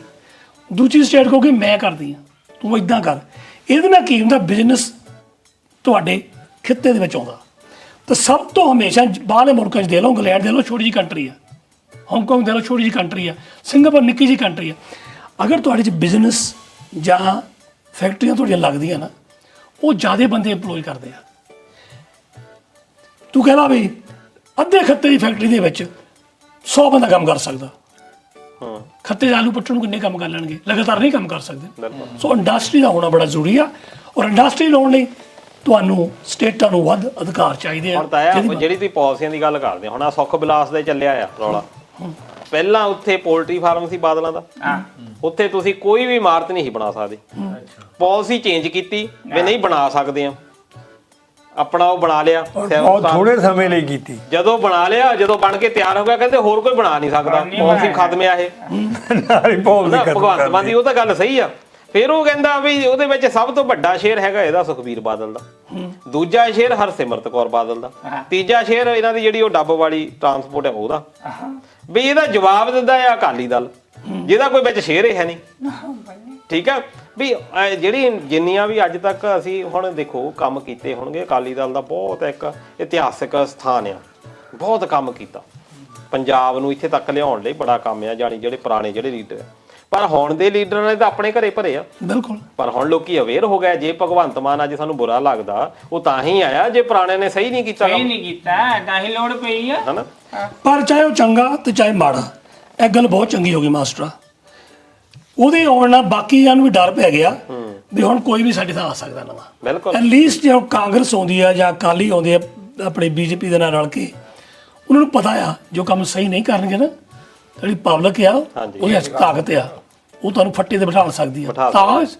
ਤਾਕਤ ਜਾਂ ਤਖਤਾ, ਇਹ ਦੋਨੋਂ ਇਹ ਤੁਹਾਡੇ ਤੇ ਡਿਪੈਂਡ ਕਰਦਾ। ਗਾਂ ਵਾਸਤੇ ਪਤਾ ਲੱਗ ਜੂਗਾ। ਬਿਲਕੁਲ। ਚਲੋ ਵੀ ਚਲੀਏ, ਸਤਾਇਆ ਤੁਹਾਨੂੰ ਕਚਹਿਰੀਆਂ ਦਿਖਾ ਲਏ ਅੱਜ। ਇਹ ਸਰਪੰਚਾਂ ਕਚਹਿਰੀਆਂ ਜਿਹਨੇ ਸਾਰੇ ਬੜੇ ਦਿਨ ਪਕੌੜੇ ਖਾਣ ਦੀ ਬਹੁਤ ਆਦਤ ਪੈ ਗਈ ਆ ਮੁਗਨ ਦੇ। ਉਹ ਲੰਬੜ ਨੂੰ ਤਾਂ ਮੈਨੇਜਰ ਨੂੰ ਮੈਨੇਜਰ ਇਹਨੂੰ ਚਾਹ ਮੁਫਤ ਮਿਲਣੀ ਹੈ, ਸਾਨੂੰ ਪੈਸੇ ਲਾਉਣੇ ਪੈਣੇ ਆ।